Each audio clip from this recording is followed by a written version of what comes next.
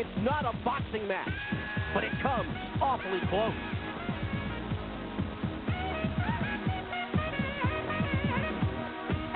Forget the glove. In the Can-Am Midget Wars, it's bare knuckles. In this corner, two-time consecutive and defending outdoor champ Keith Dempster. He currently leads points and hopes the totals at the final bell will give him a third straight crown. In the other corner, Andy McAreth. Andy led outdoor points earlier this season, but he slipped. He won 7 times outdoors last year and still finished second to Dempster. Out of their cars, these two are good friends, but in the ring, they hold nothing back.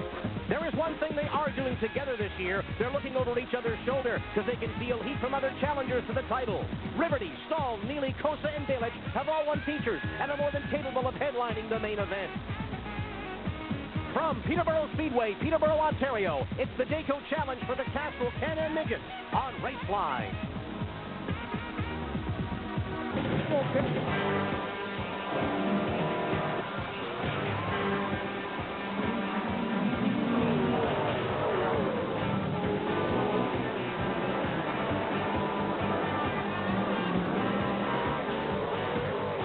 Hello again, everyone. I'm Eric Thomas, along with Ron St. Clair and John Massingbird. Welcome back to Peterborough Speedway. Ron, the Can-Am Midgets are here. This is Peterborough Speedway. That means fast, fast, fast. Well, I can't speak for all the drivers, Eric, but I would assume that this is perhaps their favorite track on the circuit. They are very, very quick, and of course, this points race in the Can-Am Midget again is heating up. Well, Keith Dempster is your leader, looking for his third straight championship outdoors. McAreth is right behind, and other people in the field are looking pretty rapid as well. Yeah, I think maybe one of the drivers who could surprise here on this show is the number 12 car, the Say No to Drugs car, the Balich team. I'll tell you, in practice times today, we had them down at 13:01, and that is very, very quick around this 1/3 mile track. For a closer look at tonight's starting lineup, here's John Massingbird.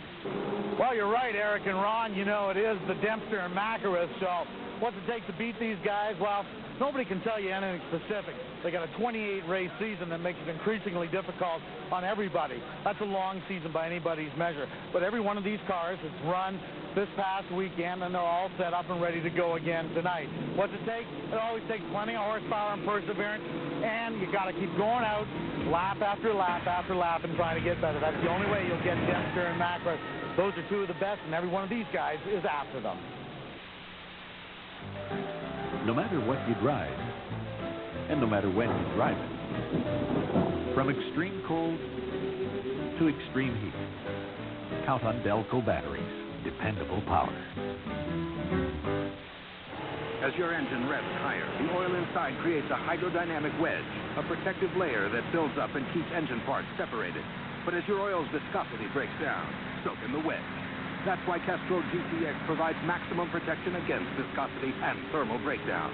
Because if your viscosity breaks down, what's next? Castrol GTX, engineered for greater protection against breakdowns. Look for Castrol's free NHL hat offer at these and other leading outlets. Snack and fast, snack and fast. Looks like a job for Captain Nibbler. Pack the 5 singles to Mackenzie's Nibbler's good for you. That snack and fast, everyone agrees. Nothing tastes quite like real cheese. Your whole family will love the delicious, nutritious taste of McCain Cheese Nibblers, the satisfying snack that comes in all their favorite varieties. That snack and fast, pick a pack today. McCain Cheese Nibblers, what do you say? That's Snack Attack. If you thought the final shot had been fired in TSN's Season of Champions, it's time to take another look. First, a rock-solid field is in the hunt for $75,000 at the World Curling Tour Championship in Selkirk. Then, it's on to Brandon, where homegrown heroes will represent Canada at the Ford World Curling Championship. The best is still ahead on the home of rock and roll, TSN. Hey, folks, some things get better with age. Don't forget to watch Susie Vinny's Grapevine right here on TSN. You're gonna love it. This is Raceline, brought to you by Kodak Gold Ultra 400 Film for all your Kodak moments. By Aerofoil Wiper Blades, the leading edge in wiper technology. Why, your GM Goodwrench Service Plus dealer, where you get the finest quality work at competitive prices. By AC Delco Parts, where the difference is quality. By Castrol GTX Motor Oil, engineered for today's harder working engines. And by your Parts Pro retailer. Call 1-800-567-4994 for the Parts Pro dealer nearest you. Well, the fans have their favorites, and they're kind of fond of TSN and Raceline. That's nice to see. And they're not bad artists either. Pretty good. You know, we're going to see some real interesting racing here today, Eric. 4 heat races with a chance to naturally advance to the B and then the A.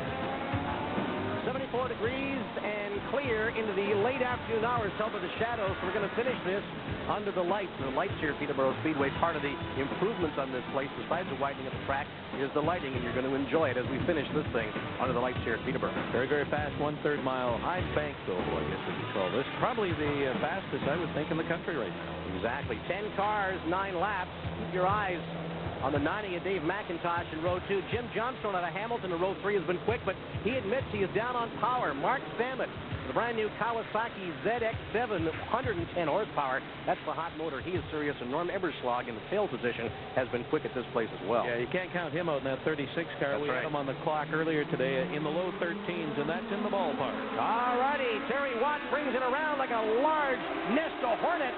The Can-Am Midgets are underway, the Dayco Challenge.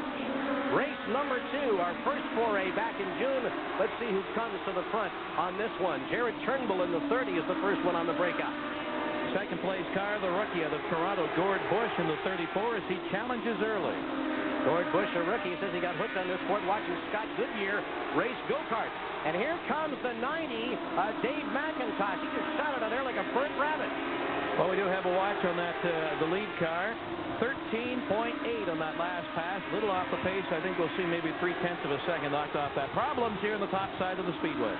Yeah, Gord Bush running well, but he dropped off to the upper side of the track, and somebody else is off into the soil here. I thought that was smoke, but that's just dust from the loose stuff. But wow, did Dave McIntosh ever find some horsepower someplace up front and running strong in the 90.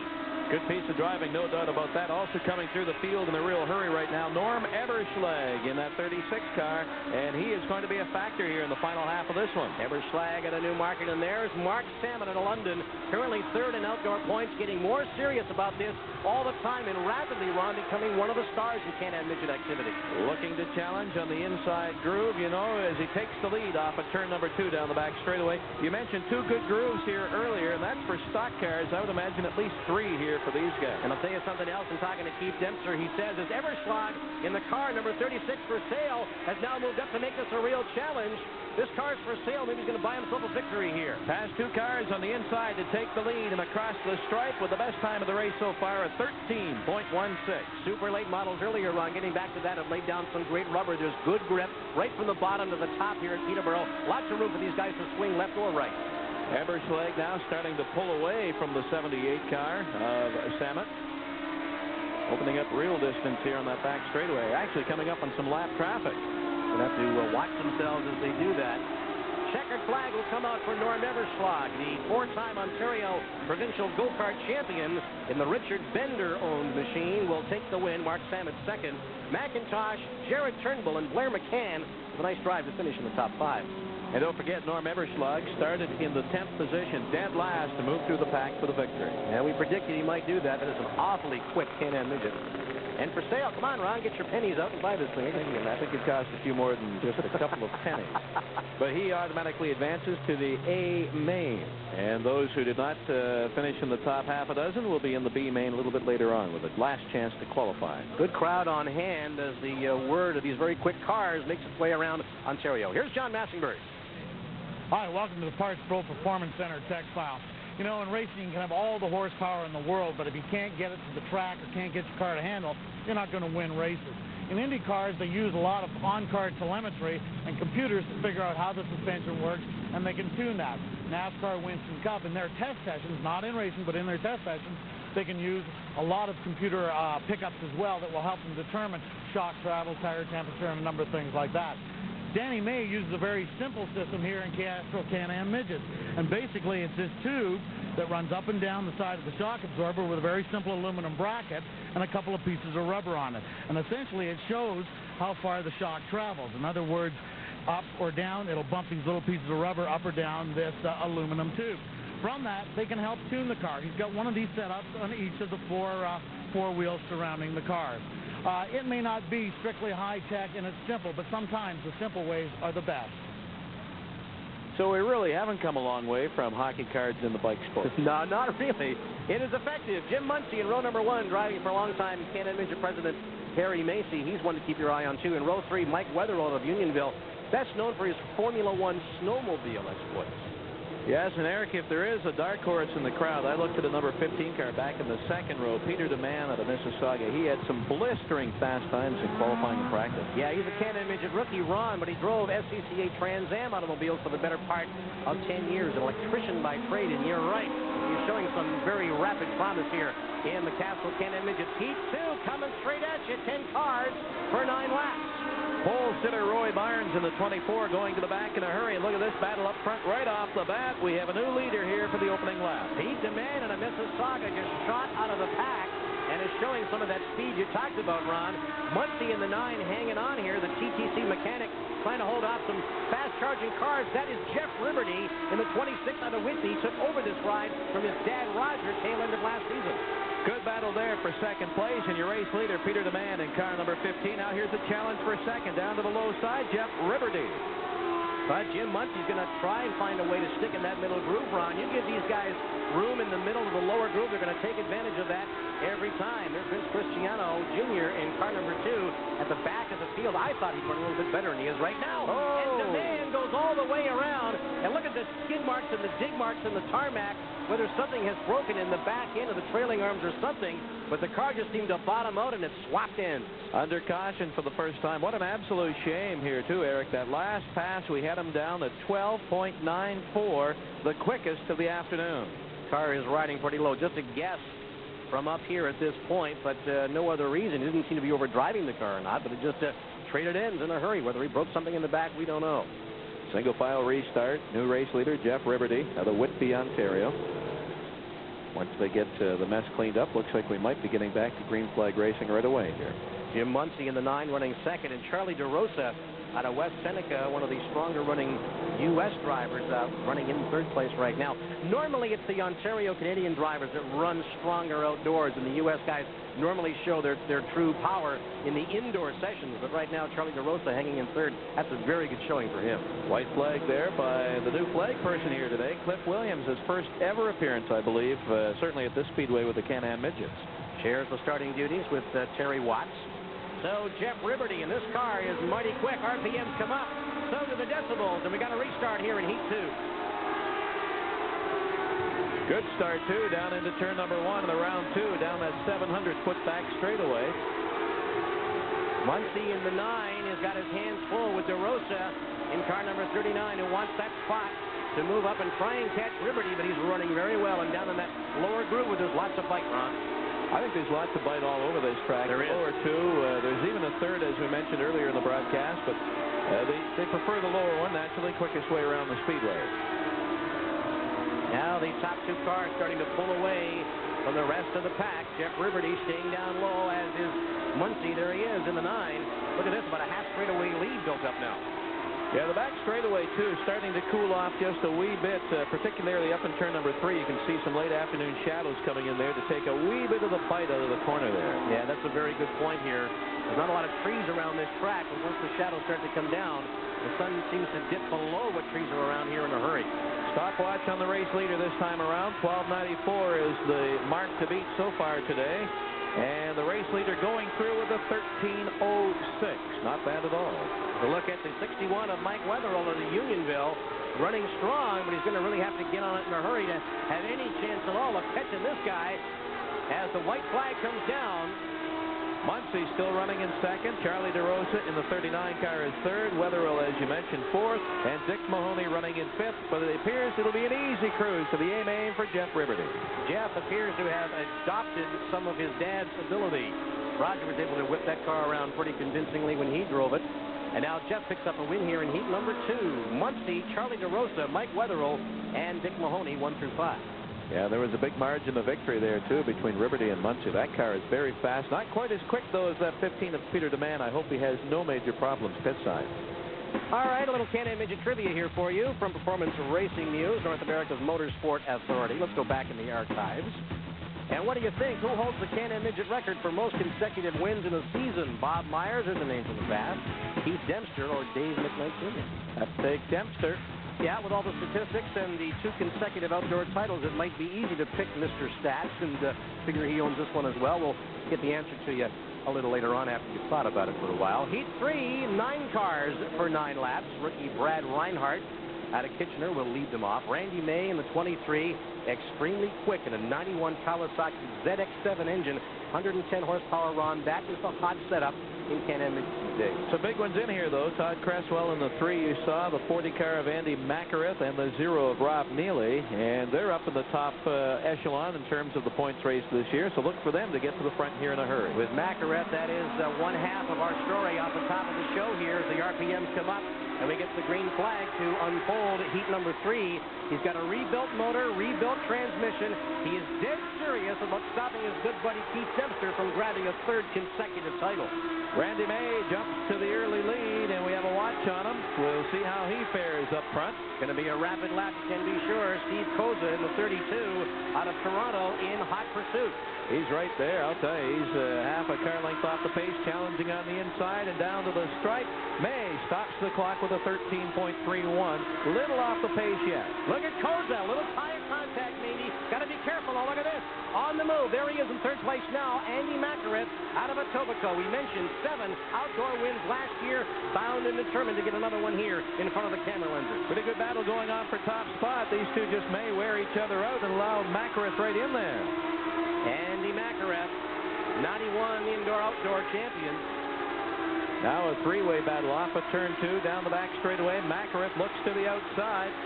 What a battle here as they enter turn 3 and around 4 to the stripe. It's almost 3 abreast into turn 1. Oh, McArith and Koza hub to hub here. This is the most entertaining drive we've had so far here this afternoon. Andy McArith in the 40. Randy May and Mount Hope in the 23. Steve Koza out of Toronto. You can throw a blanket over all 3 cars. McArith down to the stripe on the inside. Takes the lead around 1 and 2. And our 3rd race leader in this particular heat. An engine rebuild with smoke and a hand in the air. And Andy McArith's motor whooped its cookies big time on the front straightaway. That's not what he wanted to do when he rebuilt this thing. What a crushing disappointment for Andy McArith. Randy May back out front, but still being challenged there by Koza as they turn off of 4 down to the stripe again. It's almost dead even across the line. Oh, these two guys are very evenly matched, but that's what makes Can-Am Midget Racing so terrific. Koza in the 32, his shop on Yonge Street in Toronto, showing the way right now as Andy McArith has the misfortune of losing the motor as the flags come down for Steve Koza. 4th leader of the race, and Koza out front. We have a watch on this final pass. 13:31, the best time of this race so far. Koza off 4. Looks like he'll head to the checkered flag, and a 13:37 for the win. Oh, these times are superb. We saw Rob Neely, too, another story there, moving up from the scratch position. And he will finish in 2nd place, our B-Main winner of the Dayco Challenge on Raceline back in June. Randy May, Todd Cresswell, and Brad Reinhardt, who hung in there off pole for a top 5 finish. Tough break for Andy McArith, though. That definitely looked like big, serious problems for him. That's valve smoke or something. That looked pretty serious. Well, many of his fans, Eric, will be wondering with anticipation whether that man will be back for the B-Main. That sort of tells the story right there. Andy McArith, who had high hopes, he knew it now. He's shaking his head. A disappointment. Needed a good show here with about 10 races to go, but trying to stop Keith Dempster from winning that 3rd consecutive outdoor title. 46 points off the pace going into this meet. Passing Keith Dempster on his way in, shaking their heads at each other. Here's John Massenberg. Hi, welcome to the Parts Pro Performance Center Tech File. You know, we've all heard of Murphy's Law. Basically, to paraphrase, it says if anything can screw up, it will, and you won't have the parts to fix it. Well, Dave Baelich's team have taken precautions to kind of try and avoid that. You can see all of the spare parts that are on the board, actually inventoried with strut arms, front end control arms. We've got all sorts of mounting brackets, of course, a spare oil cooler, even spare axles on the wall. Everything is here that they would need to do a quick fix on the car, including the quick change rear end gears as well. So Murphy's Law, all goes together. That's how you win races. Having the spare parts at your fingertips is indeed the key to getting swaps done quickly, like Andy McAreth is anticipating right now after blowing that motor up.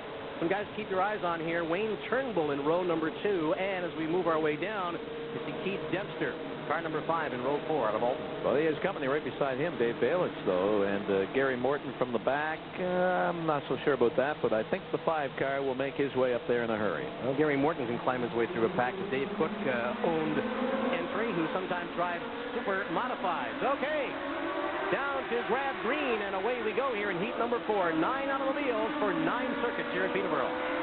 And again, only the top drivers qualifying automatically for the A, and our first race leader, Ken Lorenz in car 74 to Lancaster, New York, on the board of directors of the Can-Am Midget Club. And Cindy Lorenz works with the media for stats. She sure does help us build these races up number-wise. That 5 car that you alluded to, Dempster, starting to move up through the field in a hurry here. He started 8th overall. 84, Jody Bound gets left there by the 7 of Dan May out of Mount Hope, Ontario, the 91-92 indoor champion, the cousin of Randy May, who we saw in the heat previous. And just one race leader so far as we get a good look at that car of Ken Lorenz, and we do have a watch on him this pass on the 3rd mile here at Peterborough. He is being challenged. And down across the stripe, a 13.23. There's a lot of consistency out here, and they're really getting around this place in a hurry. Ken Lorenz, with a family-owned construction business, keeps himself busy, likes to travel a lot.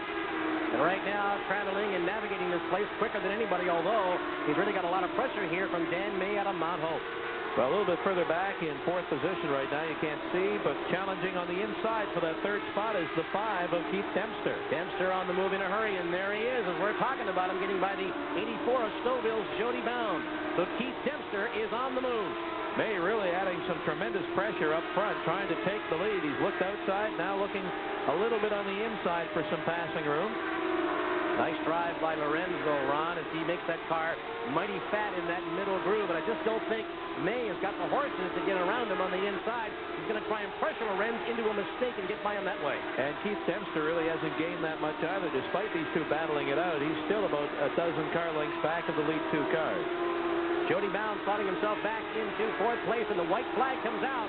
One more time around here, a 1/3 of a mile away, and a victory for Ken Lorenz in the 74. I don't think he's going to make that mistake that Dan May was hoping for. Keith Dempster really did gain some ground on this final lap, but not enough. There's your winner, Ken Lorenz of heat race number 4. He advances automatically to the A main. That's one of the best outdoor drives I've seen Ken Lorenz peel off here in a while. Dan May finishes 2nd. Dempster could do no better than 3rd, but climbing his way up in the back of the pack, not bad at all. Jody Bound 4th, and Dave Balich finishes in 5th place. He started 7th, so a good run for him there as well. Dempster, though, appeared to be very, very fast. It took about 8 laps for that car to really get going, but I would imagine he's way down in the low, maybe 13 teens, 13 O's. Andy McAreth in the pits with a big story and an update. Here's John Massenberg. No sooner did we talk about Keith Dempster and Andy McAreth, but Andy McAreth has got major league problems. Andy, what happened with the car in your heat race? She was running great, just dropped the valve. Tough way to have it. We were down to 12.7s, and the car was hooking up real nice. Thought it was going to be a good night. You got the stuff to fix it? Oh, we got another motor. It's just time now. We can probably take about 20 minutes, 25 minutes. It's kind of hot, so it slows it down a little bit. But you never like that. It puts us into the B main and more laps and more work. Hope to get it back together and get back up in there. Good luck, Andy McAreth. Well, there you go. This is a sign of a championship team. We talked about Andy being hot off the top, and if anything's going to show the measure of this team, it will be how quickly they can get this motor swapped out and get Andy back and ready to go into the B main. And total pro for McAreth to even talk to John during this change of motor. More from Peterborough on Raceline in a moment. How much is this moment worth? $100? $1,000?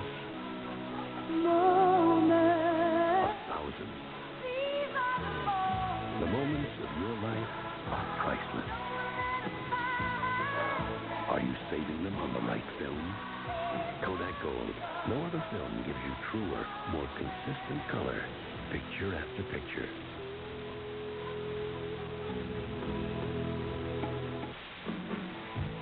Buying performance parts by mail order can be a surprising experience. But your local Parts Pro store has thousands of performance parts in stock on their shelves right now. And you'll also get great service from people who really know how to make it all work for you. And don't forget to pick up our free sales flyer for all the latest discounts. For a Parts Pro near you, call 1-800-567-4994. Would you believe it if I told you this was one of those shows, Gary? Why is that man beating up these kids? Please don't anybody underestimate my commitment to this game. Can we share some of those stories? For all the measures, it's sort of freak when I say that. Hey! But, Hey! It's not about justice in the beginning. It's about conviction. There's a perception. You don't necessarily think it's correct, I I'm going to give you my feeling about Get inside the story with Dave Hodge.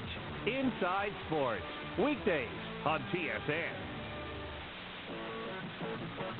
It's the dawning of a new ice age on TSN. Monday, the puck drops here as Paul Romanuk, Gary Green and company bring you coverage of the world's fastest game from coast to coast.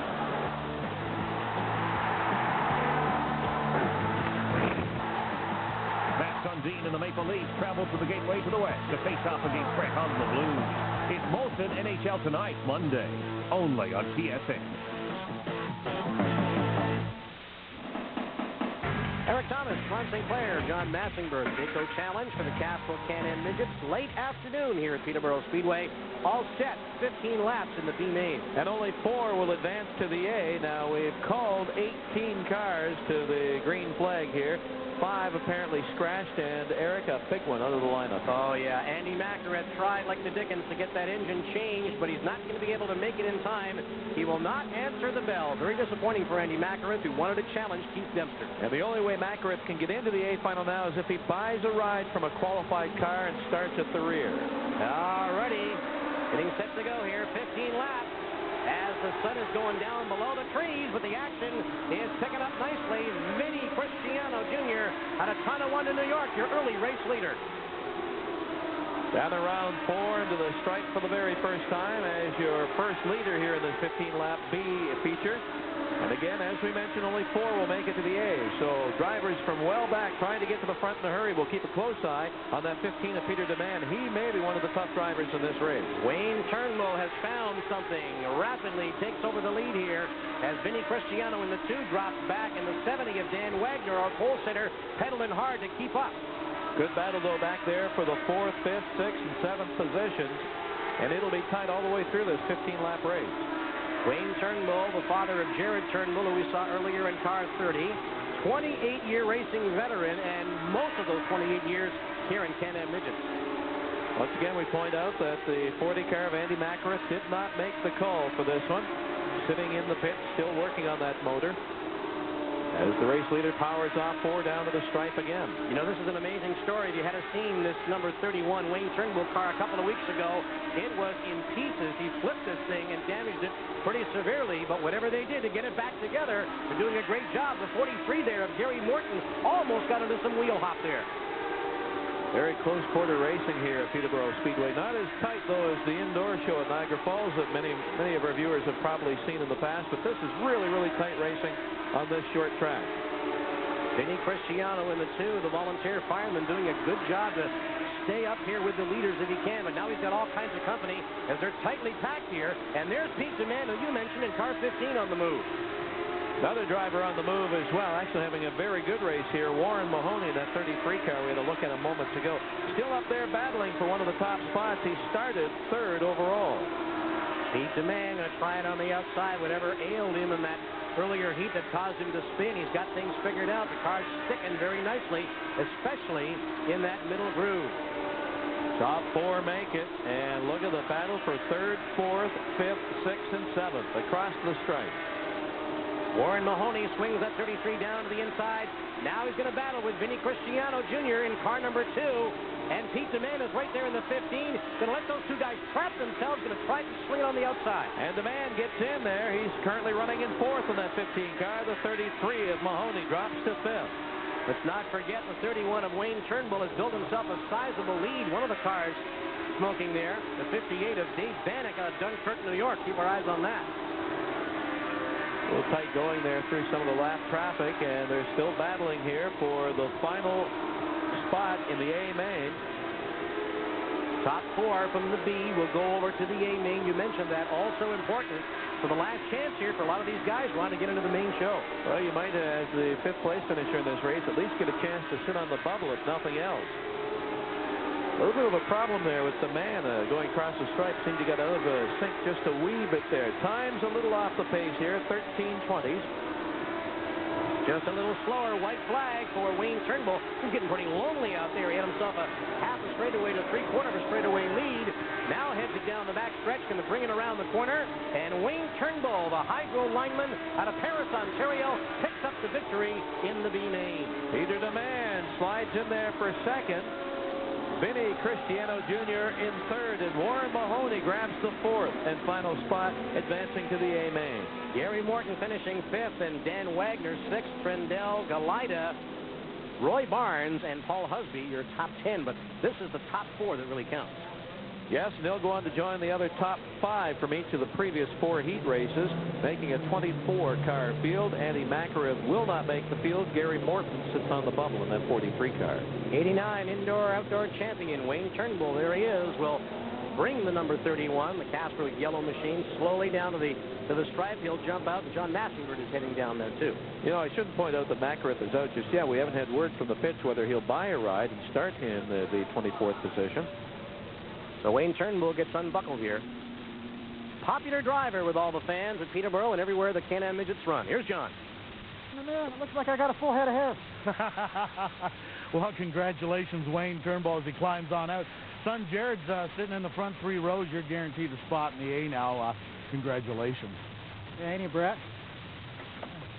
Yeah, thanks. If you'd have seen this car a couple weeks ago. I understand it was in pieces. Yeah, lots. I don't know if we went over 5.5 or 6.5 times. Actually, the frame stood up good, but all the wheels were, the rear end was bent, the wheels were knocked off. It was a mess. Well, congratulations. It's running good, and you're in the A main now. Yeah, I'm just one of the guys to fill the field. I ain't going to be contesting for the win, I'm afraid. Yeah, we'll see. He's been there in the past. He might just make it again tonight. Thanks.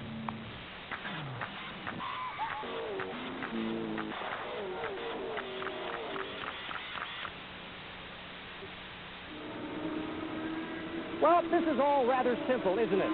All you have to do is check the lineage of any of these race teams, and you quickly discover that, yes, racing is indeed a family affair. Think about it. Dad sees what son does, son sees what dad does, and because racing has this habit of consuming people, once the family's involved in it, it's very tough to get rid of it. The Turnbull Racing family out of Paris, Ontario, has been around just about as long as the Can-Am Midgets themselves. Wayne, the racing patriarch and a hydro lineman by trade, is a 28-year veteran who got snagged on this habit back in the 60s. Towing a friend's car to and from the track, he ran hobbies and late models in the early 80s. He bought a Midget and went to work. Yeah, that was a good car. That was built by an old fellow in Cleveland. I don't even know his name now, and we bought it. Everybody in the club seemed to own that car. And we toiled with it for 3 years, and we actually didn't do real bad. We surprised some fellows. Another TV show one time, we surprised the fellows in time trial real good, and we ran at the front before he'd give up on us. By the 1980s, Wayne had gained enough experience and seat time to start thinking about building his own midget racers. So he got together with his friend Ray Ballantyne, and he understood that to get one of these cars around the track the quickest way possible, it had to be sprung correctly. So the suspension in the front end got special attention. It's a little bit different. Ray Ballantyne designed all this. And what is really different about this car is, if you can get it on camera here, everything is adjustable. Nothing's solid to the frame.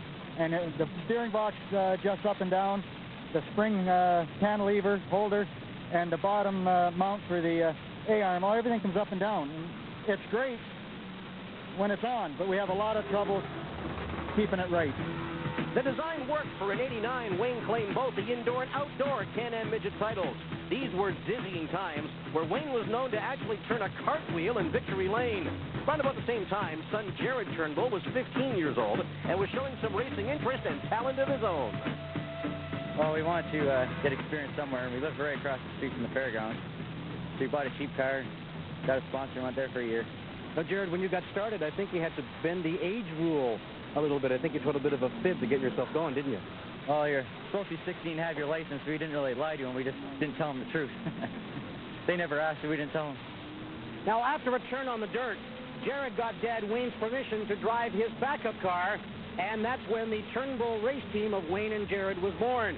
And the crowning achievement for this outfit happened last summer at Sauble Speedway, with Wayne winning the A main and Jared winning the B main, all on the same afternoon. Oh, I was about 10 feet off the ground, I guess. It was the best a mother and a wife could hope for, to see them have success. I like to be here and help them celebrate, and I kind of in the background when they have their bad times, but that was a super day. You know something? I really like this race team. They have fun at what they do, and they're not afraid to dream a little. That's absolutely right. When I was a kid, that's what I wanted to do, is go to Indianapolis to work on race cars. And after school, a buddy of mine had a hobby car and no way to tow it. So I towed his car to the races. And he called me one night. He said, Wayne, there's a car for sale. I said, so? So I thought about it for a while, and I went out and I bought it. Not much, $200. That fella, he raced for another couple years, and I've been at it doing this silly stuff for 28 years now, and never got to India, but I've had a lot of fun. I don't really think about it a whole lot, but I'd like to maybe race sprint cars sometime. But right now I'm just thinking about Can-Am midgets. I don't really think about anything else a lot. I'm having fun right now. I'm happy. Fantastic. See them talking together about their problems, talking about their successes, seeing how the car works, comparing notes. And not only these two, but to watch the young kids in the clubs get together and talk about their cars. Couldn't be better for young kids. I really approve of it. It's great. Would we say something corny like the family that races together stays together? Well, we could, because it certainly fits. It's rare an entire family gets involved in a pastime. Racing is the pleasant exception. For instead of fighting about school and staying out late with the wrong kind of friends, this is a family feud to be first under the flag. Wayne and Jared Turnbull, two of racing's colorful people. Brought to you by Kodak. Thank you, Eric, and let's see if we can get the answer now for the Performance Racing News trivia question. Who holds the Can-Am record for the most consecutive wins in one season? Well, Keith Dempster might have been your first guess because of what he's accomplished, but you got to go back to 82, and Bob Myers of Williamsville, New York, won 18 in a row back in that season. Big year. At the opening of the show, we talked about the pitched battle between Keith Dempster and Andy Mackler. Well, Andy Mack has not made the A-main due to a blown motor. The man that's going to benefit is going to be Mark Samet. He's currently third, and there's less than 300 points separating first to third. Mark, it's going to be a tough little battle tonight. You're starting 17th. Can you make the most out of this? Sure it is. It's tough, you know. We got to start back here, but we got 30 laps, so, you know, anything can happen. We're going to make the most of it and see how far we can move up. You're starting on the inside of the row. Outside is the points leader, Keith Dempster. What's it like racing against Keith? Oh, Keith, he's a real clean racer. No problem wrong with Keith, but he's definitely one of the fastest cars around you're going to find anywhere, so it's always tough when you're racing against him. Good luck, Mark Samet. Thank you. When we return, we're ready to go green on Raceline. How much is this moment worth? $100? $1,000?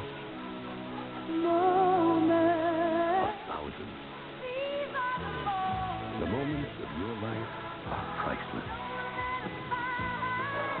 Are you saving them on the right film? Kodak Gold. No other film gives you truer, more consistent color, picture after picture.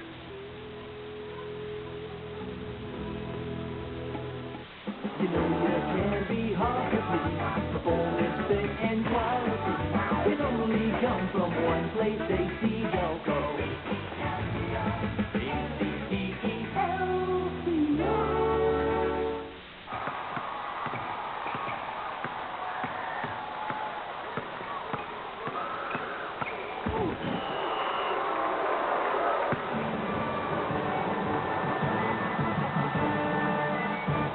New York Rangers did not fulfill their contractual obligation.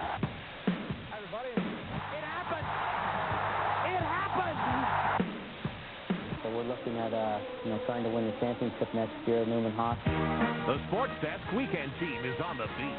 A committed team of journalists from coast to coast keeps you up to date on the latest breaking news from the world of sports.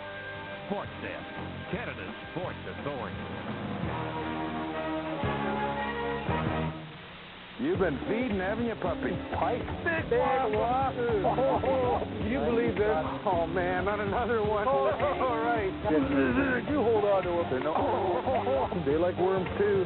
We can't keep these fish off. Big fish.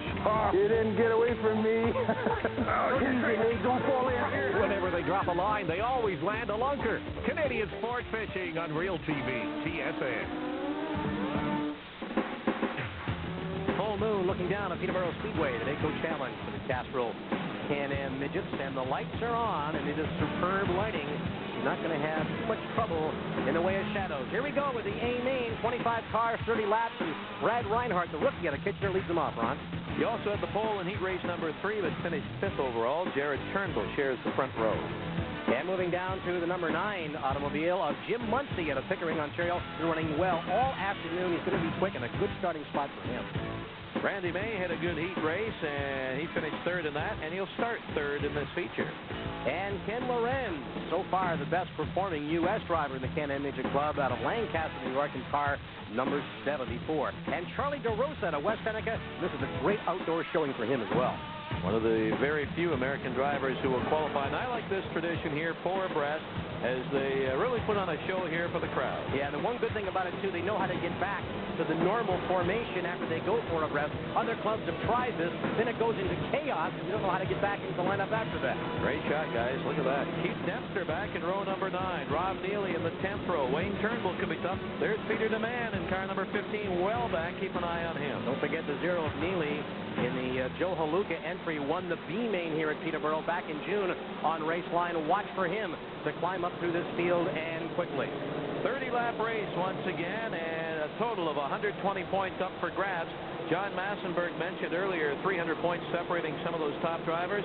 How about positions 5 through 10 in the point standings right now, separated by only 115 points? It is tight, it is fast, it is exciting. Look at this pretty picture down the back stretch at Peterborough.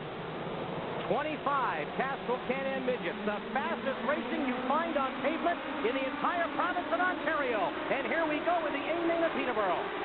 Pole sitter and rookie Brad Reinhardt in the 75 jumps into the early lead, but he'll be challenged down the back straight on the inside groove. That's the 9 of Jim Muncie, but Reinhardt going to hang on to it here if he can. It's back and forth with Muncie in the 9 and Reinhardt in the 75. And with 24 other Can-Am Midgets breathing down your neck, this is not easy to do at this place, especially if you're a freshman. And it takes about 3 or 4 laps to really get these cars motoring, get the tires up to hot temperatures. And right now, a time of 13.42 up front for Reinhardt. Not likely will be quick enough to hold off this challenging pack. Couple of hard chargers, Ron, making us look like geniuses right now. Randy May in the 23. Quick earlier, quick right now, moving up. So is Ken Lorenz in the 74. There's the 0 of Rob Neely and the 5 of Keith Dempster. He's picking off cars here left and right. He'll be challenging all through the race, getting by yet another one here on the outside groove as he tries to make his way to the front the early going. Passes Jody Bound out of Stouffville in car number 84 and the 30 of Jared Turnbull, Keith Dempster. He mentioned the grip being great here, right from the top to the bottom. That means he can swing either way, left or right, and put that car just about anywhere he wants to, Ron. Gives you an idea how quick that car is. Don't forget the 30 of Turnbull started on the front row. The 5 car of Dempster started well back in this race. Dave McIntosh, a little spark under the bottom of the car, could be bottoming out there. Nothing untoward broken, I don't think, but Keith Dempster gets a little bit of a spark there. A little stone, hits something metal in there, and gives a little bit of a spark every once in a while. You wonder if it's something broken. 13.38 last time around for the lead car as we watch some good racing action here back further in the pack. Dempster in the 5 beside the number 12 of Dave Balich as he continues to climb up through the field as they come by the wall there.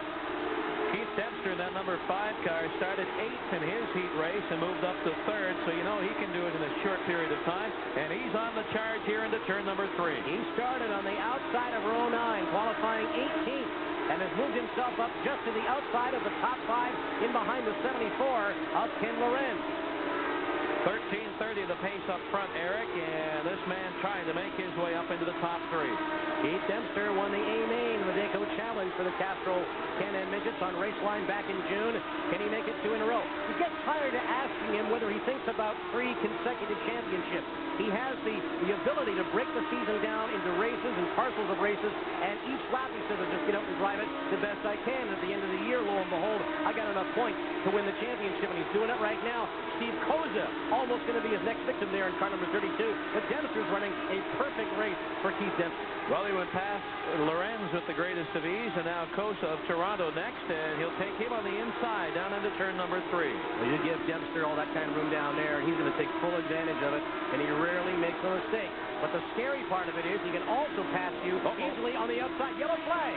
Mike Weatherall in the 61 and the 15 of Peter DeMann have come together for the first yellow of the A-Main, Ron. Peter DeMann has had a tough afternoon and now a tough evening here at Peterborough Speedway. He was involved in an incident back in the earlier heat races, you may recall, and here he is in the A-Main in trouble. Don't know what damage might be inflicted on any one of these cars. Mike Weatherall motioning to get pushed back. Now they got the cleanup crew with the speedy dry down there, so someone may be leaking fluids on the track. This may take a lap or 2 to dry up. Tough break indeed for Peter. You'll recall, Eric, he was the driver that posted the fastest time in heat racing, 12:94, and it still stands as the quickest time so far in the day. Mike Weatherall getting pushed away and pulled away there by the Wallace tow crew. Eric, remember right in this area right here on their last show, Bobby Crawford into that pool. I was talking to him earlier today. He spent 11 days in the hospital. 80% sure he wants to come back racing after that near tragic accident. He does suffer from memory lapses at times. Until those clear up, remains to be seen whether or not he'll jump back into a car. Very, very scary moment. The scariest moment I've ever had on Raceline. Just great to see him up and around. New race leader, by the way, Jim Muncie out of Pickering, Ontario. We just had a look at the number 9 car. You know what's really unfortunate for him? He was leading the 3 car of Todd Cresswell by 1.51 seconds when the caution flag came out. That's a big lead around this track. Oh, it certainly is for cars this quick. A white flag was displayed just a few seconds ago. You can tell by the decibels as the drone of the Can-Am Midget quits the night air at Peterborough. We've got a restart in the A-Main. And they've juggled things slightly. Todd Cresswell in number 3 out front. He was the 1992 Rick Sykes Most Improved Driver. Raced go-karts since the age of 13, even raced world champion supercarts at Daytona. Todd Cresswell, we have not had a good deal of opportunity to watch him run up front. It's good to see him up there. And Dan May out of Mount Hope, the former indoor champion, really putting the pressure on Cresswell here. Now this is going to set up a nice charge here in the middle portion of the A-Main. Watch him buzz by our wall cam here. Good battle all over the speedway for positions. Up front, though, the 3, 7, and the 9 of Muncie running in 3rd. Now these two guys running together again. The 32 of Steve Koza out of Toronto and Keith Dempster in the 5 out of Alton, Ontario. Our defending 2-time champion will slide down underneath as he makes his move slowly but surely towards the front. Well, that was the battle for 3rd, and there goes Dempster up into the number 3 position. Now starts to reel in Dan May of Mount Hope. That looks like a sizable lead, but you're right. You can just tell how quickly Keith Dempster can close on these guys. He's got a lower slung race car. Looks a lot like a super modified. These other ones do as well. But Keith Dempster really has that car set down with a low center of gravity. And hey, who's to argue? It works for him. Final 3rd of this race, and there you get a look at the 3 top competitors here today. Cresswell leading, followed by May, and then Dempster, the current points leader. Seen Arnie Bray in the past. Now look at this one over here. Dan May and Keith Dempster, a little do-si-do, made a sandwich out of the last car. Fantastic driving. They just came up on that car so quick, they didn't panic. I thought Dempster was going to take advantage and take the slot away, but what tremendous driving by Dan May and Keith Dempster. Dempster looks to the inside of May on the back straightaway. Nothing there. He pulls it up top. Nothing there. And comes back down for a look on the inside again. He's trying everything to get by the 7th. Oh, oxygen, would you please? My heart is still banging. What a maneuver there. Just getting around those slower cars just like that gives you an idea how well these cars stick at Peterborough. Todd Cresswell running like a scared jackrabbit up there, and you can rest assured he'll love it when these two battle behind him, and especially weaving through slower traffic. Vinny Cristiano in the 2, staying down in that lower groove, letting these guys charge by as they're back into lap traffic just that quickly. This is going to be like this, really, until the end. As soon as they can get clear, they're going to get